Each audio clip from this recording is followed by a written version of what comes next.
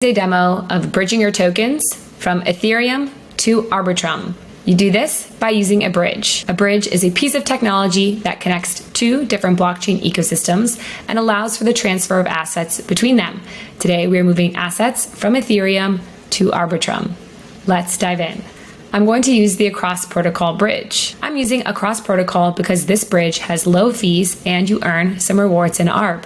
On this page, you'll see that I'm sending tokens from Ethereum to Arbitrum. First, I'll connect my wallet to begin the process of bridging by selecting Connect in the top right. Since we're using Family Wallet, I'm going to select Wallet Connect. Next, I'm going to open Family Wallet on my mobile phone and scan this QR code by selecting the square in the top right of Family Wallet. The Connect button on Family Wallet and you'll see my wallet is connected by looking in the top right. You can even check by selecting the button with the 0x address in the top right. Next, I'm going to choose how much money I want to send from Ethereum to Arbitrum. Today, I'm going to select Max. I see at the bottom, I'm not only receiving the ETH I bridged, but also a little Arbitrum too.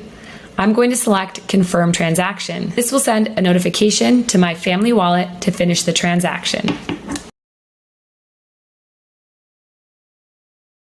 Then I'll see the transaction finalizing on the bridge. The transfer is successful and now I'll review some of the details. I earned some Arbitrum rewards. The time to Arbitrum was only 56 seconds. I can review the fees.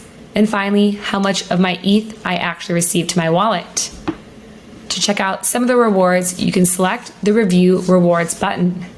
I highly encourage using Across Protocol so you can receive the rewards from Arbitrum as well. And that is how you quickly and easily bridge tokens from Ethereum to Arbitrum using Across Protocol, earning some Arb rewards too.